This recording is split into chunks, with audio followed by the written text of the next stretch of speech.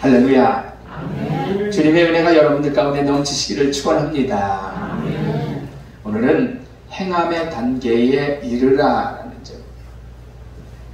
행함의 단계가 우리가 듣고 우리 기도 김재훈 집사님께서 해주셨는데 아프가니스탄에 대한 얘기를 기도하셨잖아요. 진짜 우리가 그거를 보고 어때요? 그냥 불쌍해 안 됐다 마음이 너무 아파가 아니라 실천하는 단계까지 사실은 이뤄야죠. 우리나라로 난민이 들어왔으면 그 난민을 우리가 도울 수 있는 그러한 우리가 받아들인다든지 함께 한다든지. 우리는 그런 시절 없었습니까? 우리는 그렇게 해서 어쩔 수 없어서 나라 뺏기니까 그쪽으로 도망갔던 건데 라고 그렇게 말하면서 또 어때요? 그 사람들 오는 건 안 된다고 한다면 그건 내로남불이죠. 사랑하는 성도 여러분, 우리는 어떤 상황에 있어서 행하는 행함의 단계까지 이르러야 할 줄로 믿습니다. 아주 이렇게 좀 명망이 있는 이름이 있는 랍비가 선생이죠. 유대 성경을 가리키는 선생이 한 제자를 저녁 식사에 초대를 했습니다. 그리고 포도주를 마시기 전에 기도를 외우는 기도를 너 좀 한번 외워라 라고 얘기를 했습니다. 우리가 주기도문 하는 것처럼 제자에게 한 거죠. 그랬더니 제자는 몇 줄만 외우고는 다 완성을 못했어요. 외우질 못한 거죠. 그뿐만 아니라 다른 여러 가지의 기도 제목, 기도문이 있었는데 그 기도문조차도 또 역시 거의 모르고 있는 거예요. 자기는 많이 가르쳤는데 이 제자는 하나도 실행하고 있지 못했던 거죠. 랍비에게 꾸중을 들은 제자는 저녁 시간이 끝나고 나서 진짜 머리도 못 들고 죄송해서 그냥 집으로 돌아갔어요. 근데 며칠 후에 랍비는 지난번 그 제자가 병자, 가난한 사람들을 위해서 틈틈이 자기가 일을 해가지고 그런 사람들을 그 수입으로 그들을 돌본다라는 사실을 들었습니다. 랍비는 기도문을 외우지는 못했지만 자기가 그거를 책망한 거에 대해서 제자에게 너무나 미안했던 거예요. 그 제자는 머리로 기도문을 담아둔 게 아니라 어때요? 이미 삶에서 기도문을 실천하는 사람이었고 아무리 성경의 지식이 많아도 실천하지 않는다면 소원이 아무 의미가 없다라는 것을 알고 있는 그런 사람이었던 거죠. 사랑하는 성도 여러분, 교회 와서 살다시피 하고 입으로만 우리가 주여 한다고 그렇게 산다 할지라도 행함이 없다라면 그거는 아무 소용이 없는 거예요. 누군 못합니까? 불쌍해, 어려워 보이네, 가난하네, 도와야지. 행함이 없으면 뭔 소용이냐는 거죠. 도움이 필요한 사람을 위해서 우리가 기도도 좋지만 당장 그 사람을 위해서 어때요? 필요한 빵을 먼저 공급해 주는 것도 굉장히 그게 더 우선이라는 거죠. 신명기라는 성경이 있습니다. 신명기의 내용은 어떤 얘기예요? 축복과 저주라는 얘기로 돼 있어요. 결국 그 두꺼운 34장입니다. 하나님의 말씀에 순종을 하면 축복, 하나님의 말씀을 거부하면 저주를 받으리라 하는 거죠. 하나님께서 우리에게 요구하시는 것은 어때요? 말씀에 순종해야 되니까 그 요구하시는 말씀이고, 이거는 수학이나 영어 문제처럼 어려운 게 아니에요. 아주 단순히 우리에게 주신 하나님의 말씀을 잘 듣고 그대로 행하라는 말씀인 줄로 믿습니다. 성경에 보면 고아와 과부를 가여이 여기며 도움을 주어야 한다라고 말씀하고 있거든요. 우리가 성경을 통해서 이러한 말씀을 보았거나 들었다라면, 설교 시간에 이렇게 들었다라면 듣는 것의 범위를 넘어서 이제는 행하는 단계까지 가야 할 줄로 믿습니다. 신명기는 우리가 먼저 하나님의 말씀을 듣는 단계를 말하는 거예요. 너 열심히 하나님의 말씀 들어야 돼. 그래야 축복을 받는 거야. 그러니까 이렇게 말씀을 듣든지 읽든지 하는 거죠. 하나님의 말씀에 청종하는 자가 하나님의 약속의 땅에 들어가서 복을 받는다라고 신명기는 얘기했거든요. 잘 들으면 복받아 하나님 나라 가는 거야. 우리 말씀을 분명하게 내 입에서 마음에서 아멘이 되게끔 해야 한다라는 거죠. 맞아. 믿음은 들음에서 나기 때문에 그래요. 들어야 뭐 할 거를 알 거 아닙니까? 하나님의 말씀을 우리가 더하거나 빼서도 안 돼요. 그 말씀대로 경청해야 된다는 거죠. 말씀을 경청할 때, 청종할 때 하나님의 백성이며 자녀이지 청종치 않으면 하나님과 우리는 아무 관계가 없게 되는 거예요.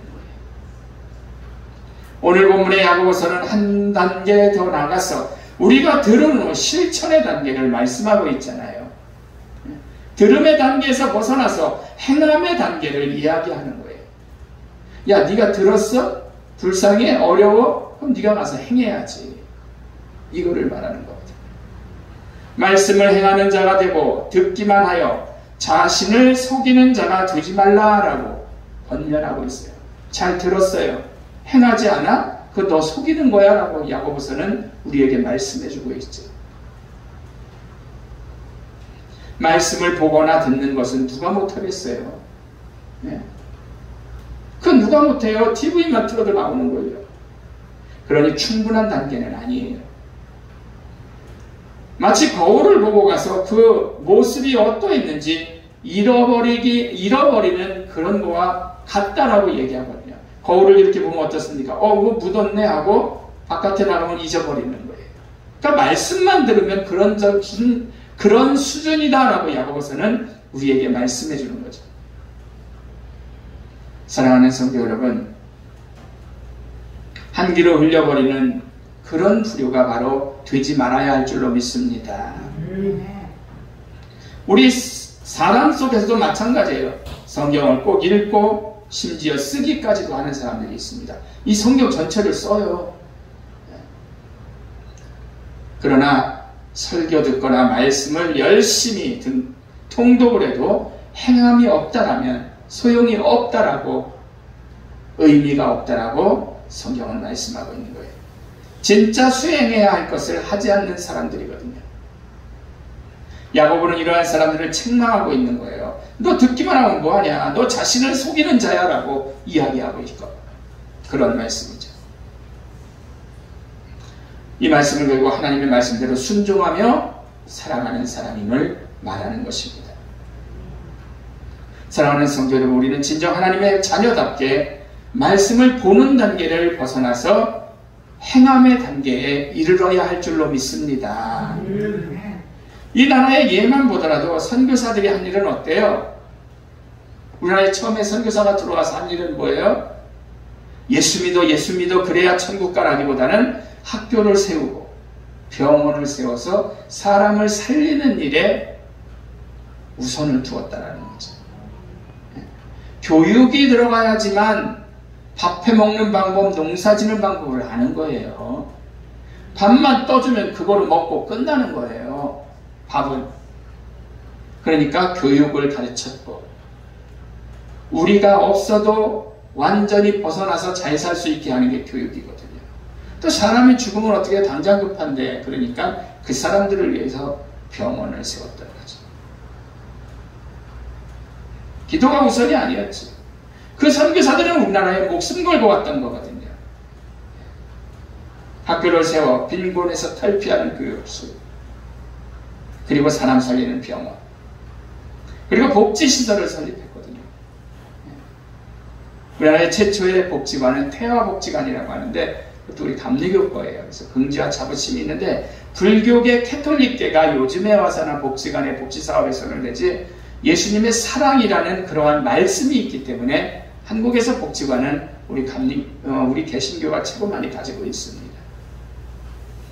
여러분, 이는 마음으로만 소외되고 헐벗고 굶주린 사람을 돌보는 게 아니라 말씀을 직접 실천하는 단계임을 보여주는 거죠.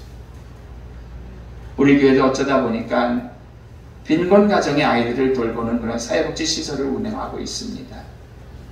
부족하지만 어때요? 머리로만 믿고 안쓰럽게 여기는 것이 아니라 실천을 하는 그런 모습이죠.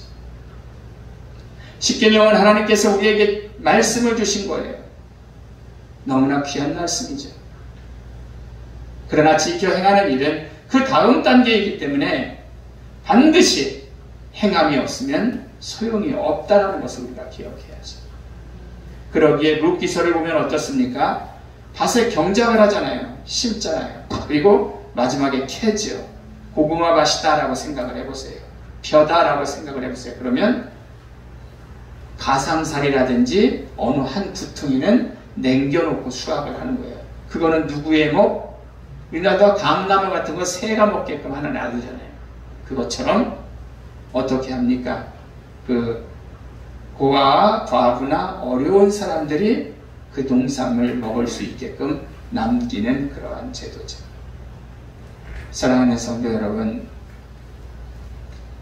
우리 민족이 해방을 위해서 일본에게는 어떻게 보면 테러리스트가 된 거예요. 일본에게는요. 이런 말 자체가 참 우습지만 내 나라 뺏어갔으니까 내 나라 달라고 그냥 폭탄 가지고 가서 터뜨리고 총으로 쏴서 죽이기도 하고 막. 그들이 볼 때는 테러리스트죠. 자기도 죽는 일인데 왜 그렇게 했겠어요?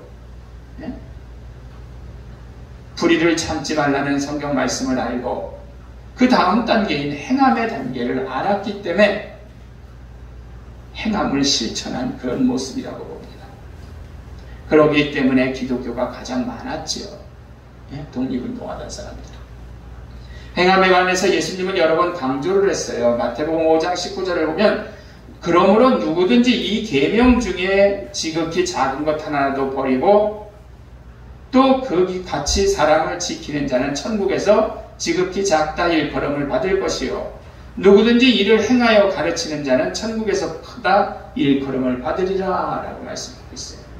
이 얘기는 어때요? 지키면 큰 자가 된다는 거죠. 진짜가 된다는 거예요. 마태복음 7장 21절도 나더러 주여 주여 하는 자마다 천국에 들어갈 것이 아니고 다만 하늘에 계신 내 아버지의 뜻대로 행하는 자야 들어가리라. 행동이 있어야 천국 가는 줄로 믿습니다. 아버지의 뜻을 단지 듣기만 하는 게 아니라 행하는 게 필수적이라는 거죠.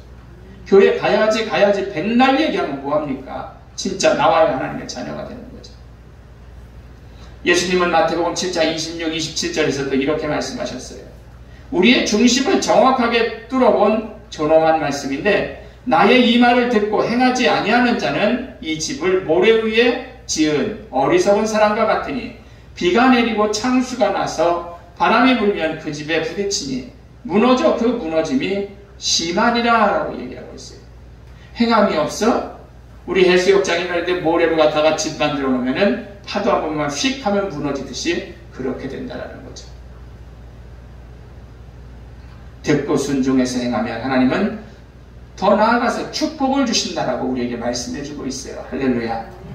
우리가 듣고 순종하잖아요. 하나님이 우리에게 복 주신다는 거죠. 순종과 행함으로 끝나는 것이 아니라 25절 말씀을 보면 하나님께서 우리에게 축복을 주신다 했거든요. 자유롭게 하는 자는 온전한 율법을 들여다보고 있는 자는 듣고 잊어버리는 자가 아니요 실천하는 자니 이 사람은 그 행하는 일에 복을 받으리라. 할렐루야.